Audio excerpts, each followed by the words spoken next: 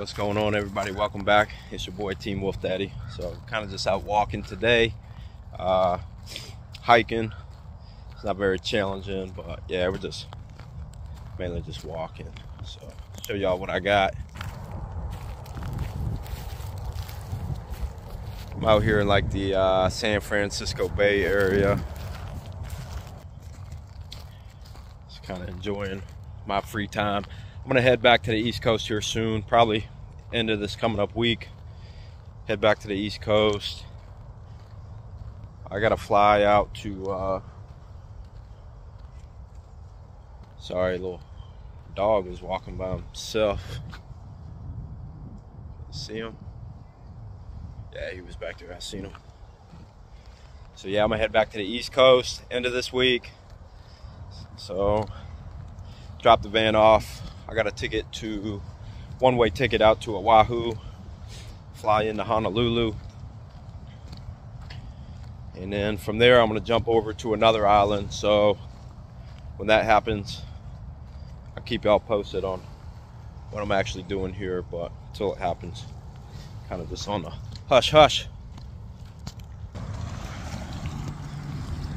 Somebody's dock. Might be my boy Michael's. Might be his dock. Floated all the way from Virginia. Probably slippery.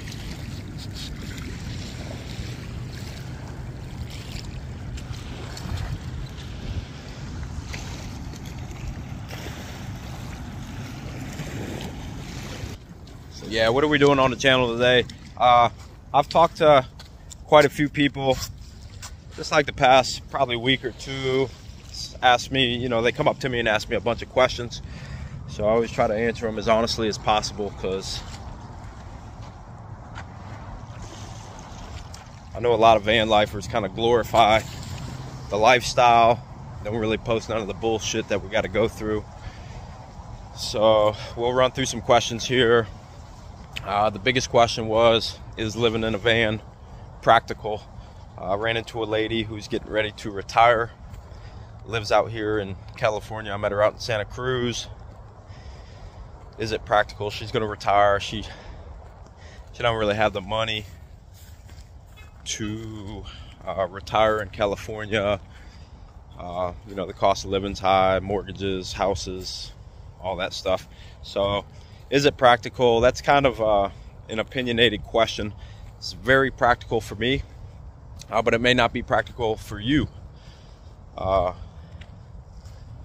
If you have to have air conditioning and heat, and climate control, and a king-size bed and all that shit, probably ain't gonna be practical. But I enjoy it, so yeah, it's practical for me. The other question was, do I like my ProMaster? Of course I like my ProMaster.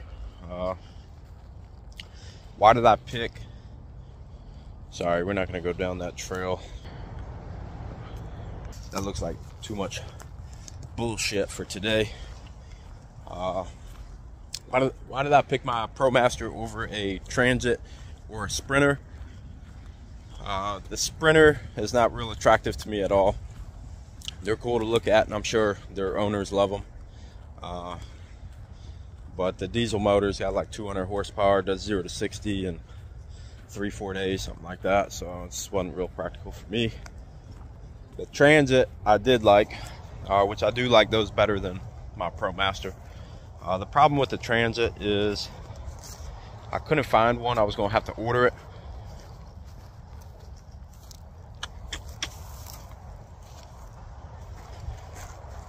And I didn't want to wait a year for a van. So when I came across this ProMaster that I bought, had everything that I wanted on it, all the options.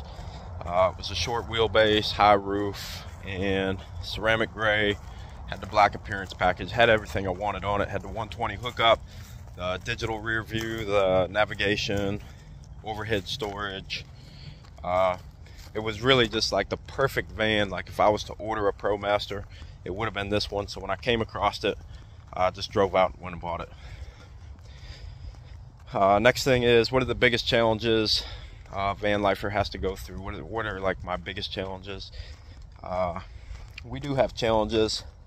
I personally enjoy a good challenge.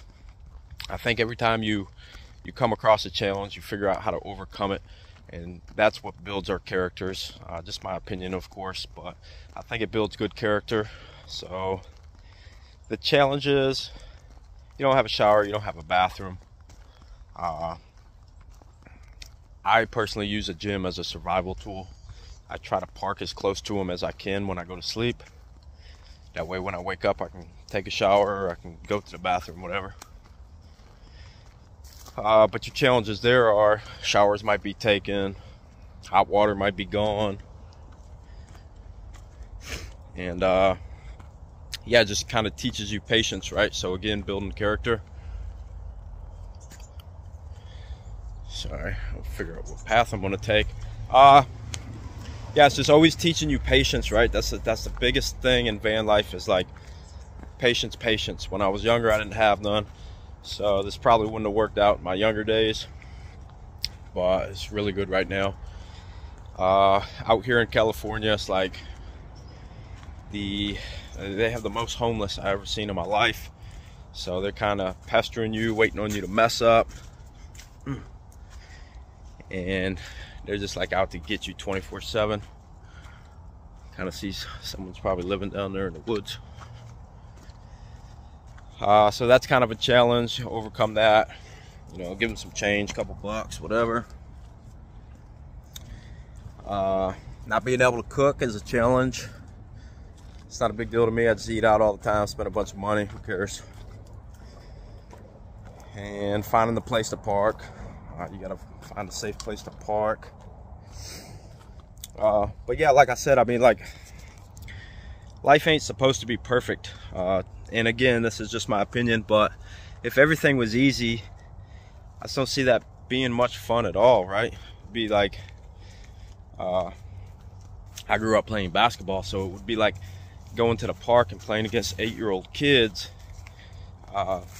No challenge to me. That's no fun. The whole point in life, at least from my perspective, is to challenge yourself, challenge your character, and continue to build and be a better you. So again, just my opinion, but I don't mind the challenges. So, but if you ain't really all that high up on life, you may not like the challenge. I don't know. And then what else? I was asked, how do I shower? How do I use the bathroom? I just told y'all I shower in the gym. If I'm not by a gym, I'll just take like a bird bath in a sink at a truck stop or something, or use a water bottle. Water bottles to brush my teeth if I'm not by a gym. So it's very important I keep a lot of water on deck.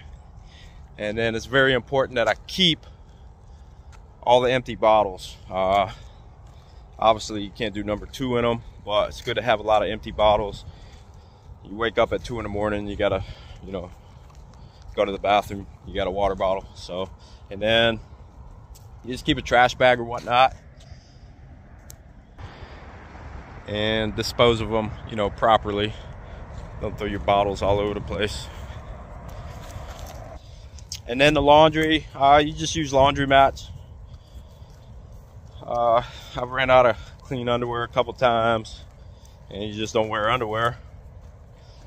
But yeah, you do laundry mats. So yesterday was actually laundry day. That's kind of a pain in the ass. Got to find a laundry mat. They're usually not in the best places.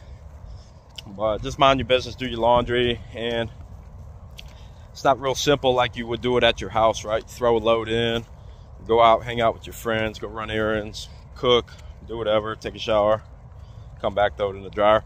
No, it's a pain in the butt.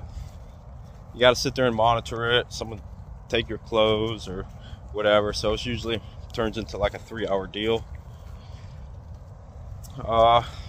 But again, not the end of the world. And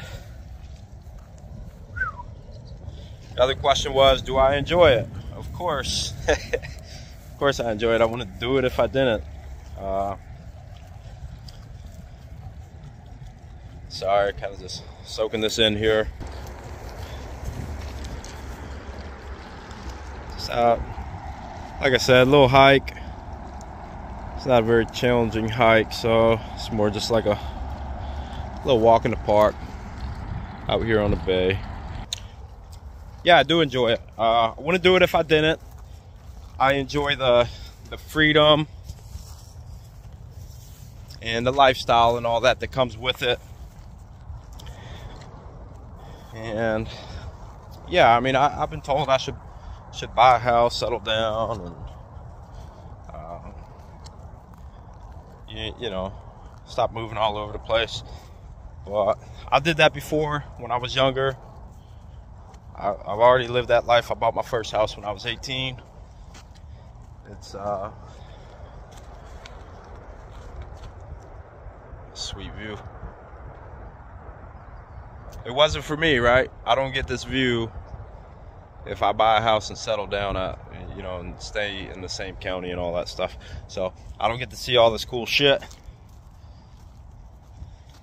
I don't get lost in the woods, and I don't get to do all that. So if you want to live in a house in your hometown and get you a nice girl to settle down with, have kids, then that's cool. That's great. That's your life. But not mine. Maybe one day, but probably not going to be in this country. I don't really care to live in this country. Not that I'm anti-America or nothing, but I'd like to live out in the Caribbean or maybe South America or something like that.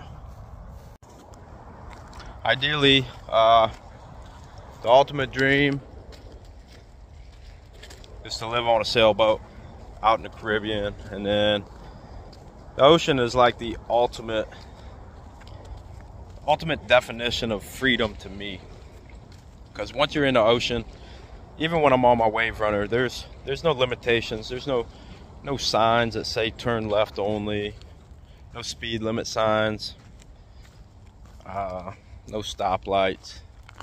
There's nobody really telling you what you can do, where you can go in the mainland or whatever. We have roads and traffic rules, and those roads only, trying to visualize it, they only go where I feel like somebody wanted us to go, right? Those roads only take you to the store to spend money. They only take you to work to make other people money. So I just feel like trapped in the ocean. Just go where you want. You could go nowhere really, just out in the middle of the ocean. And that to me that's freedom. They say we have freedom, but it ain't free. So yeah, that's the ultimate dream, ultimate goal. Live on a sailboat, freaking sail off into the middle of nowhere. Came to a dead end. Something's over here. Probably a snake or something. And I ain't real big on snakes. So yeah, that's it for today. I'm flying to Hawaii October 17th, so I'll be out of California here soon. Headed back to the East Coast, drop the van off, pack up, fly over to the island, jump from that island to another island, and we're hopefully maybe live an island life for a little while until we run out of money. But yeah, I'll keep y'all posted on that next week, then the week after, and we'll just keep this thing rocking. For those of you wondering about the Smurf truck, I did talk to Manny. I don't think it's going to be too much longer, so hopefully when I come back from the island, we could do some of the hood stuff. So I always say I'm half hood, half hippie, but my life is much greater than that truck, so I'm out here doing hippie things. When the truck's back, time to chop some heads off. So see y'all soon. Peace.